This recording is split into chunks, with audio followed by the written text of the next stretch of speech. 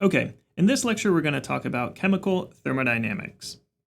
So let's start by reviewing broadly what is kinetics. Kinetics is really about how fast is the reaction. You can have some reactants here and some products here, and the y-axis here going up and down would be energy, so the products are lower energy than reactants. Kinetics is all about how fast is this reaction going to happen, and there might be some barrier, some activation energy that it's going to take to get from reactants to products. Analogous to how you can have a ball, and if you want to roll it over this hill, you have to give it enough energy to get over the hill, and once you do, it rolls down to the other side. So in much the same way, your reactants might need some amount of energy, called the activation energy, to get from reactants to products. And that dictates how fast this reaction will be. So that's kinetics in a nutshell. There's also equilibrium. Equilibrium has to do with what is the ratio of products to reactants. So if we wait long enough, eventually the reactants and products are going to settle out, and there's going to be some ratio of how much products there are to reactants. And this ratio we have a name for. It's the equilibrium constant, capital K EQ. You can have KAs, KBs if you're talking about acids or bases, but in general, it's just the equilibrium constant K. So now we're going to try to develop what is the connection between equilibrium and energy, because we really want to answer the question, will a reaction occur spontaneously? In other words, left on its own, if I just put a bunch of reactants in a beaker or a steel chamber and walk away, does the reaction occur by itself, or do I have to force it? Do I have to add energy or manipulate the pressure or the temperature? What is going to spontaneously happen? So how am I going to know if a reaction is going to be spontaneous? You might guess that if this hill here is very minor, then reactants are going to spontaneously get over the hill and go to products. But not necessarily. We often teach science, really, that it's really all about the energy. As long as you have a little bit of energy here, the reactants will go to products and there'll be 100% products made. In reality, it's a bit more subtle. We have to include not just energy, but another concept, entropy. And that'll really be the topic of today's lecture. What is this entropy, whose symbol we use as S? What is entropy? How does it work with energy to really dictate what is going to be spontaneous, what is going to happen if I just walk away and leave reactants? So a spontaneous reaction is determined by the energy change and the entropy change. In thermodynamics, we can have heat, energy, and this entropy. There's 3 universal laws of thermodynamics that govern these things. We've talked about the first law of thermodynamics before, which is that energy cannot be created nor destroyed. So the total energy in the universe is constant. Okay, in the series of lectures, starting with this one, we're going to talk about the other laws of thermodynamics, which are intimately tied to entropy. So just as review, recall that energy can't be created or destroyed. There's some total amount of energy in the universe. You can change energy from one form to another. So you can, for any process, have a change in energy like reactants to products. So delta E here is our change in energy.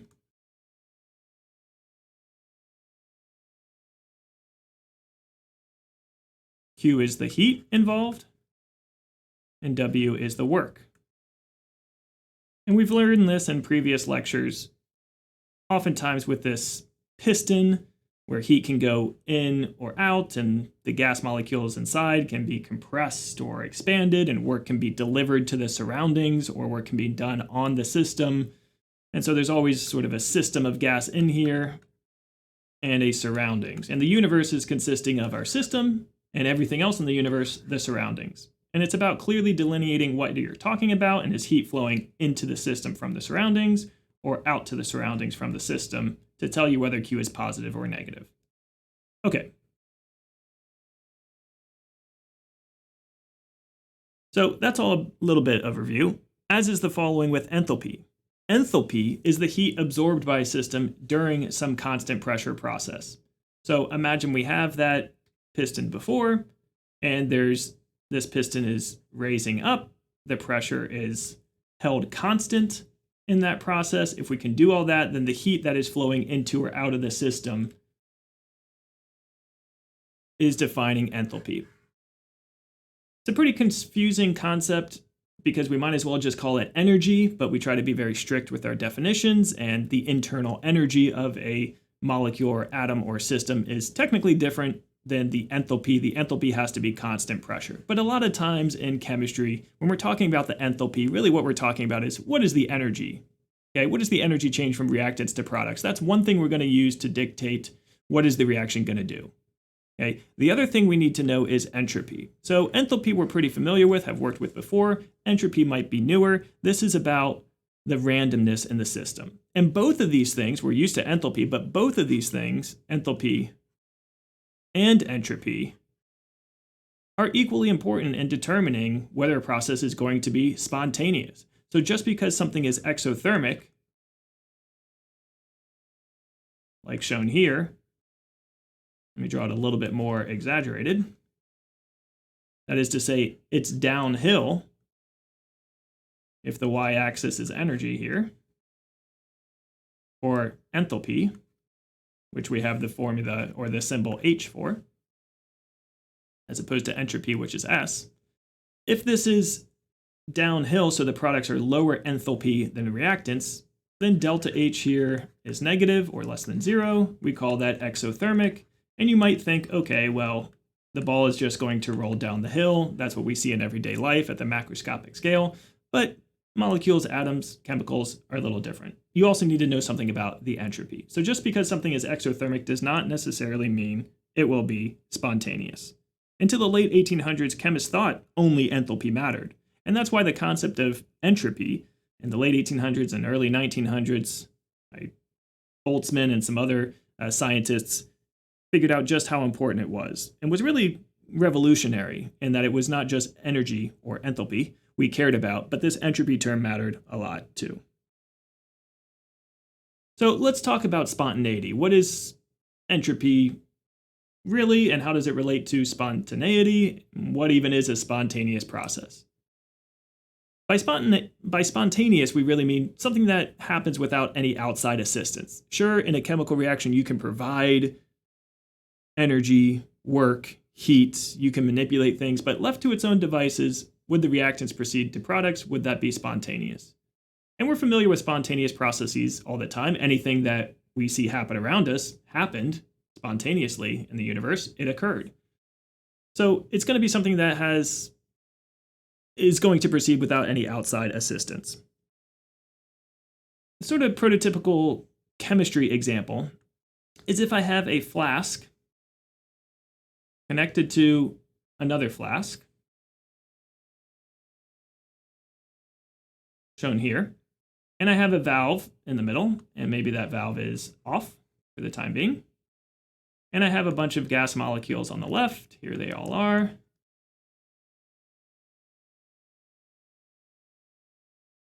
They're going to expand to fill this first flask. If I open the valve, we know what will occur, just because our lived experience suggests that the gas is going to diffuse, and some of the molecules, if we look sometime later, are going to be over here. And maybe there's a couple in between here. So we know a spontaneous process is that the gas expands when we open the valve. Gases expand, that's what they do. So that is a spontaneous process. If we leave the valve open, do we expect at some later time all the gas to spontaneously just collect over here on the left and there to be nothing on the right if the valve is open? No, we don't ever expect to see all the gas rush to the left on its own without something on the outside pushing on it, right? Without manipulating the system at all. We don't expect that to happen on its own. Okay, so that would be non-spontaneous for the gas to rush to the left and all collect on one side. Processes that are spontaneous in one direction, like the expansion of the gas, are going to be non-spontaneous in the reverse direction. So we're just building here some of the terminology we're going to use throughout this lecture and those to follow. Now, entropy and spontaneity, and as we'll see, disorder and randomness, all of this is really collected into a really far-reaching sort of thought experiment. And Stephen Hawking sort of summarized this nicely when he said, the increase of disorder or entropy, this thing that we're going to start learning about here, not energy, but entropy, is one example of what is called an arrow of time. That is something that tells us what was in the past and what is in the future. Energy doesn't tell us that. But it turns out this notion of entropy we can use to define what happened first, what happened second, what happened 100 years ago, what happened today. Okay? Because we know things are going to move from the intact egg to the broken egg, and it doesn't spontaneously go the other way. So just given these two pictures, you know the one on the left was before, and the one on the right was after. Likewise, if I showed you two pictures of the gas, and all of the gas molecules were on the left, you know it had to start that way. It didn't end that way. That is not going to spontaneously be something we observe. Okay, so we know what's before and what's after. That is the direction of time here. So really far-reaching implications for this topic of entropy. Now, we can't just know pictures to be able to predict what is going to be spontaneous. Sometimes we need to know more than that. What is the temperature or what is the pressure? Because if I just showed you a picture of an ice cube in liquid water, you'd say, oh, the ice cube melts. And that's true, that is spontaneous, but only for temperatures above 0 Celsius. If the temperature was way below 0 Celsius, then that would not be the case.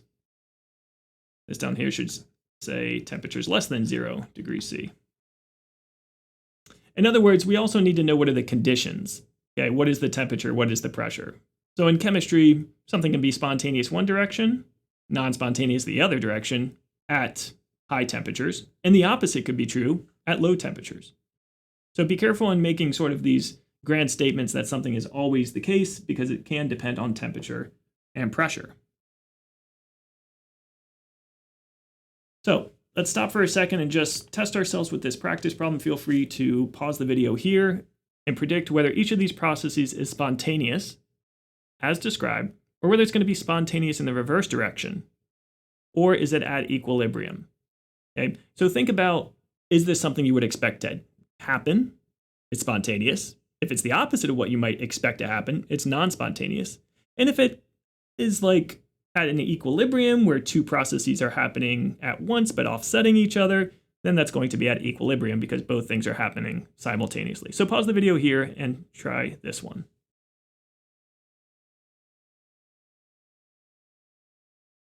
Okay. So water at 40 degrees Celsius gets hotter when a piece of metal heated to 150 is added. If you have a glass of water, and this is at 40 degrees Celsius, which is already kind of warm, and I'm going to put this piece of very hot metal in it. Do I expect the water to warm up from that hot piece of metal? The answer is yes. So I do expect this to be spontaneous. I observe that to happen all the time. Right? When I turn the burner on my stove, the water in the pot heats up. B, water at room temperature decomposes into H2 and O2. If I have that pot of water on my stove and I'm not doing anything to it, and it's just sitting there by itself, does this water spontaneously start making hydrogen gas and oxygen gas? Or does it remain as water? It remains as water, right? So water at room temperature spontaneously decomposing? No, we don't witness that. So that's non-spontaneous, or in other words, spontaneous in the reverse direction.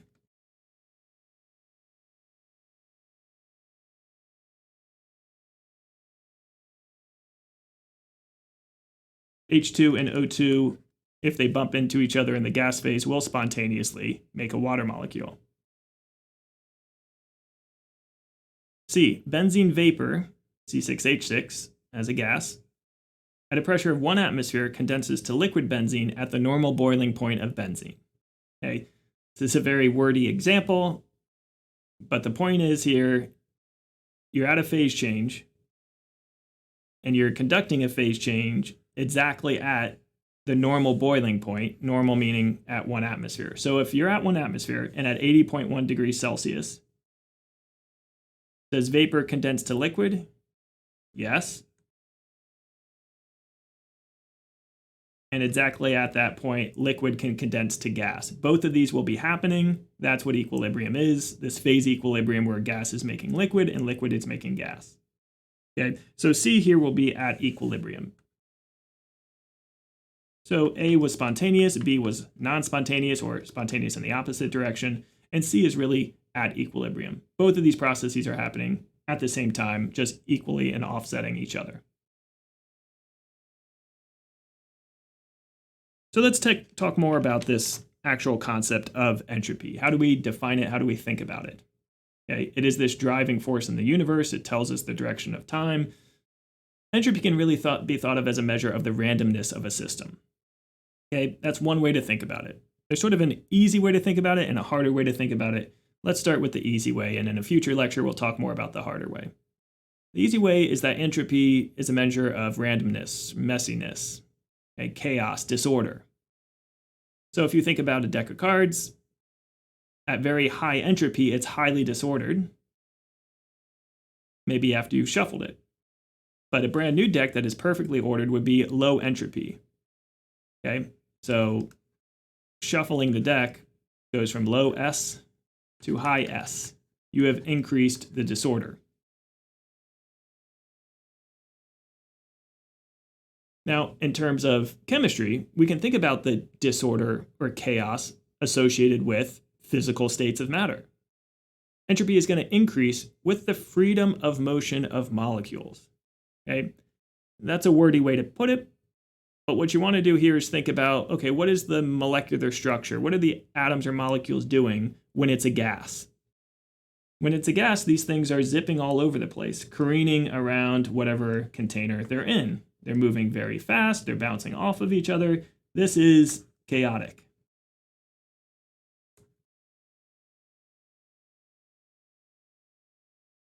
That's a gas. A solid, though, we think of a molecule as these atoms that are in perfect positions, all lined up, whether it's a crystal of sodium chloride, an ionic solid, or whether it's something like diamond, where they're held together by a bunch of carbon-carbon bonds. This nice, neat, perfect lattice. Everything is highly organized, which means it's low S, low entropy, whereas chaotic, like a gas, is high entropy.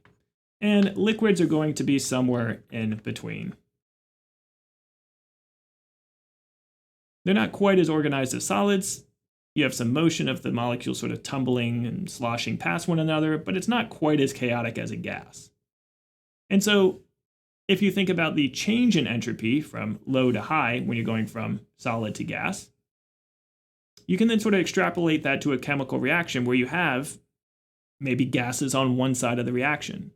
If you have solids going to gases, that's increasing the entropy.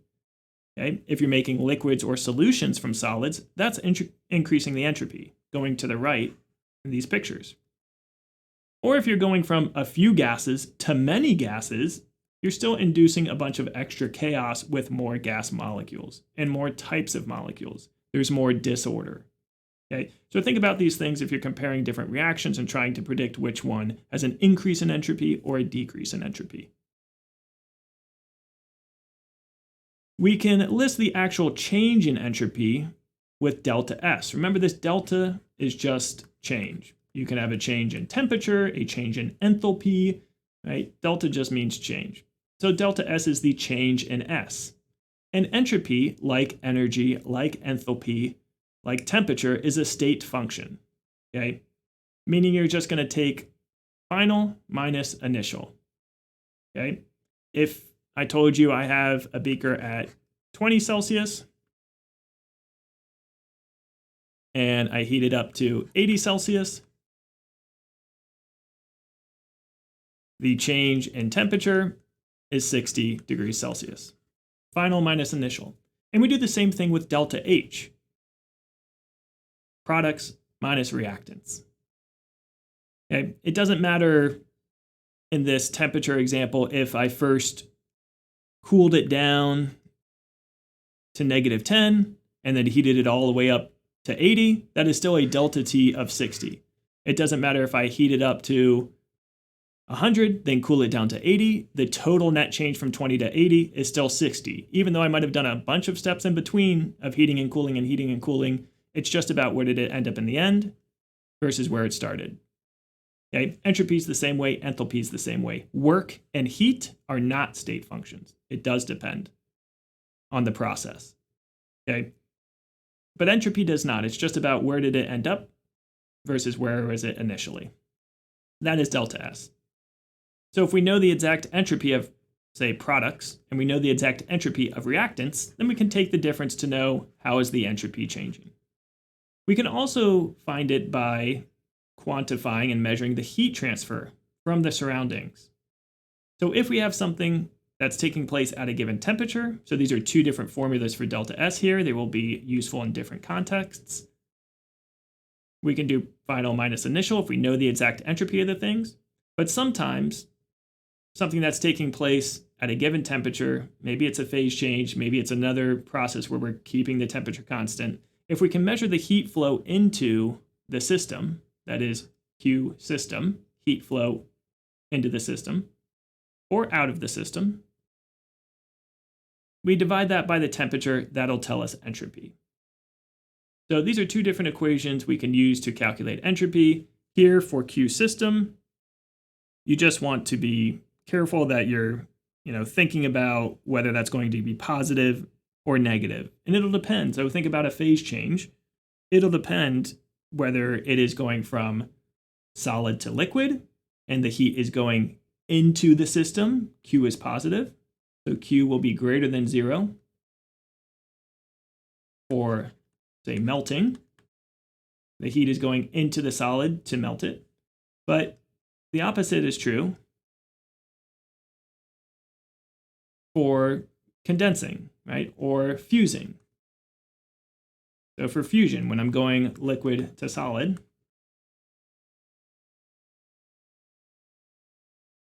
that heat is released and Q will be negative. The temperature will still be the freezing or melting point of that system, but the sign of Q will depend. So you can be told delta H, where a delta H, the enthalpy is equal to the heat absorbed at constant pressure. So you can be told an enthalpy for a reaction. You can plug that in to the numerator here and divide by the temperature at which that's happening to calculate delta S. Just be careful that you're using the proper value of Q, meaning positive or negative. Depending on the wording of the question, is it melting? Then my heat is going to be positive. Is it fusing, that is liquid to solid? Okay, then the entropy change will be negative because the Q is negative. Okay, your delta S in either case is going to have units of joules per Kelvin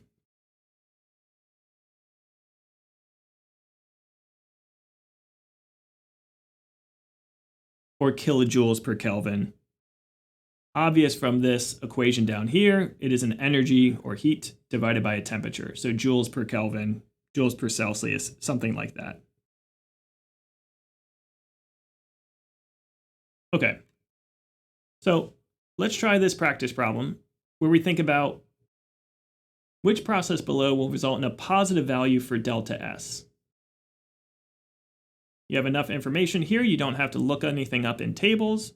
Just use what we learned based on solids, liquids, gases, entropy to try to predict which one of these will have a positive value for delta S. So feel free to pause the video here and try.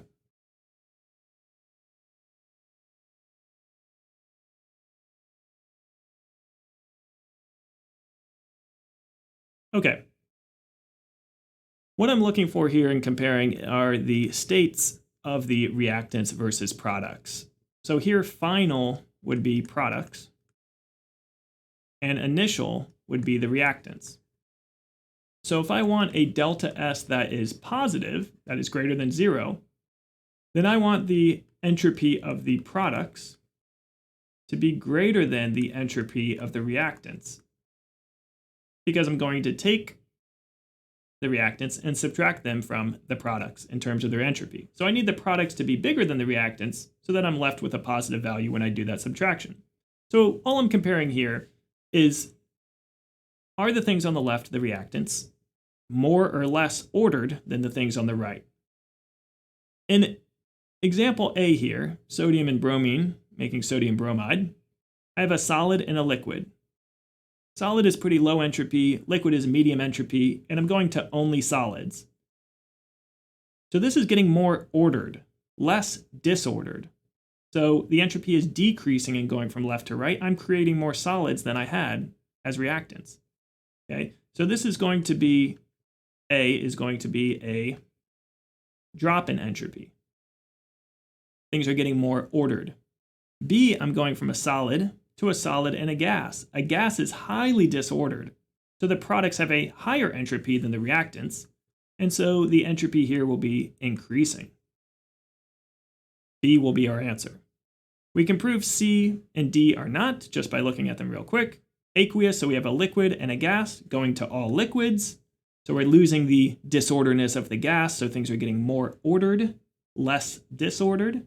So delta S will be less than 0 here. In part D, I have multiple aqueous things making an aqueous and a solid. So we have liquids that are forming a solid. A solid is highly ordered. So D, delta S is less than 0. So only B has something that will have a positive value for delta S. That is to say, products are more disordered.